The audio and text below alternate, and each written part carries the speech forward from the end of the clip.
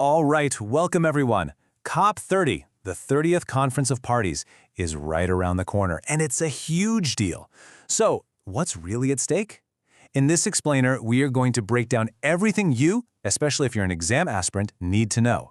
We're talking about the summit, the big conflicts, and of course, India's really powerful stand on the whole thing.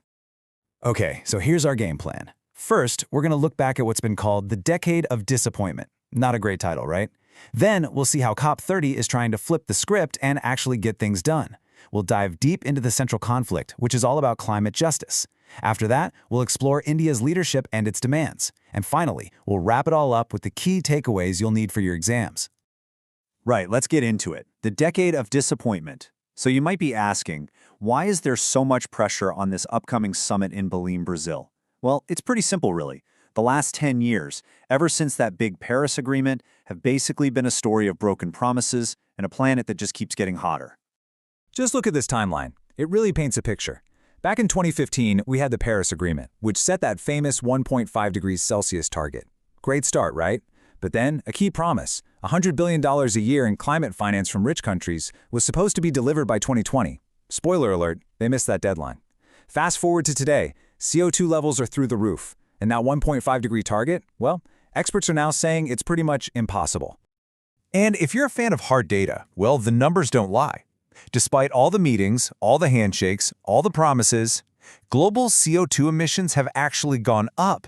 We're talking from around 39.6 billion tons in 2015 to 41.6 billion in 2024. No surprise, this has made the last decade the hottest ever recorded. So yeah, the pressure for COP30 is absolutely immense. Okay, so with that pretty grim backdrop, how is COP30 supposed to be any different? Well, this is where it gets interesting. Brazil, the host nation, is trying to pull off a major strategic shift. The whole idea is to move away from making shiny new promises and instead focus on one thing, actually delivering on the promises we already have. Yep, Brazil has been very clear about this. They're calling it an implementation COP. What does that mean? It means less talk about big, flashy new targets that might get broken anyway, and more focus on the nitty-gritty how. You know, how do we actually finance this massive green transition? How do we make sure the money goes where it's needed? And maybe, most importantly, how in the world do we start rebuilding trust? All right, exam aspirants, get your notebooks out. Here's a key piece of jargon you absolutely have to know, NCQG. That stands for New Collective Quantified Goal. Think of it as the sequel to that failed $100 billion promise. This is the new, much bigger financial target that's going to be at the absolute center of every debate at COP30. So, while the starting point for the NCQG talks is around $300 billion a year, the real ambition is, well, it's way bigger. There's this plan on the table called the Baku to Belem Roadmap to 1.3T, and that T stands for trillion. The goal here is to figure out how to mobilize a mind-boggling $1.3 trillion every single year, pooling money from governments, private companies, and charities. And all this talk about money brings us right to the heart of the matter. This is the fundamental conflict that pops up at every single climate negotiation, and it's a concept you absolutely have to nail down for your exams: climate justice. In a nutshell, it's all about three things: fairness, history, and the big question, who pays for this mess? So, the formal principle behind climate justice is called CBDRC. I know, it's a total mouthful, so let's create a mnemonic to help you remember it for the exam. Think of it like this: common battle, different roads, based on respective capacity. Let's break that down. The common battle is our see common but shared responsibility. The different roads part reminds us that we have differentiated responsibilities. And the whole thing is based on our respective capabilities. So we're all in this fight together, but the weight each of us has to carry should be different, based on who caused the problem and who can afford to fix it. In this chart, it shows you exactly what differentiated responsibilities looks like in the real world. Just look at those numbers. The US and the EU together are responsible for almost half of all historical CO2 emissions since we started burning fossil fuels. Now compare that to India, a country with a sixth of the world's population, or the entire continent of Africa. They've each contributed only about 4%. The difference is just staggering. And this statement from India's Environment Minister Bhupender Yadav just hits the nail on the head. He said, demanding equal burdens from unequal histories is not only unfair, it is morally bankrupt. Honestly, that one sentence captures the entire argument of the Global South. You just can't ask the people who barely contributed to the problem and who have the least money to carry the same weight as everyone else. This table really lays bare why there's such a massive trust issue. Remember that $100 billion pledge? Well, first it was 2 years late, but here's the real kicker. When the money finally started to show up, it was mostly loans, not free grants. So you're basically telling vulnerable countries to go into debt to fix a crisis they didn't even create. You can see now why India looks at the new $300 billion proposal and calls it substantially insufficient. So with all this conflict and mistrust, where does India fit in? Well, India is taking a very clear stance. It's trying to be a leader by example. It's not just showing up with a list of demands, it's coming to the table with a proven track record of actually beating its own climate goals. As one expert put it, India is trying to be a steady hand in these very chaotic negotiations. First up, let's talk about a major win.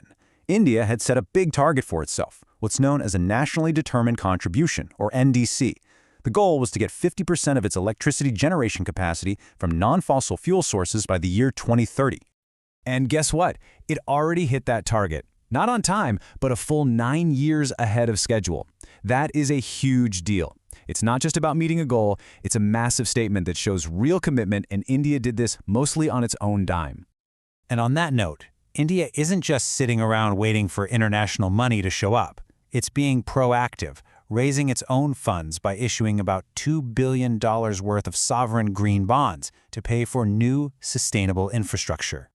And all of this action has led to a really critical milestone.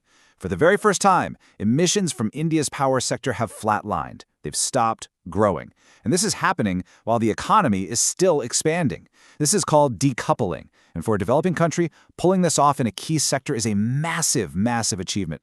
So because India has this incredible track record of walking the talk, it can now come to the negotiating table with some very clear, very direct demands. First, the scale. Forget billions, we need to be talking in trillions. Second, the quality. The money has to be in grants, not loans that create more debt. Third, innovation. The focus should be on co-developing technology, not just selling it. And finally, accountability. We need a rock-solid system to make sure that this time the promises are actually kept. Okay, that was a lot to take in. So let's pull it all together. This next slide is your one-stop shop, your ultimate revision guide for COP30. So this is the time to pause, grab a screenshot, and jot down some notes. All right, let's quickly run through this because this is gold for your exams. First, the basics. The event is COP30. It's happening in Belem, Brazil. The core theme, forget new targets, it's all about action and implementation. The big money goal is that Baku to Belem roadmap, aiming for $1.3 trillion a year. Now the jargon you must know. NCQG is the new finance goal. CBDRRC is that core principle of climate justice. And NDCs are the climate targets each country sets. For India's position, remember these two killer facts. We're responsible for only 4% of historical emissions, and we hit our 50% non-fossil fuel capacity goal 9 years early. And finally, what does India want? Simple. Money in the trillions, mostly as grants, shared technology, and real accountability. That is the whole story in one place. So we'll leave you with this one final thought to chew on. This big shift to an implementation COP, is it a smart, realistic move to finally get things done and rebuild some trust? Or is it actually a way to lower our ambitions at the very moment the planet needs us to be more ambitious than ever? Something to think about. Thanks so much for joining us for this explainer.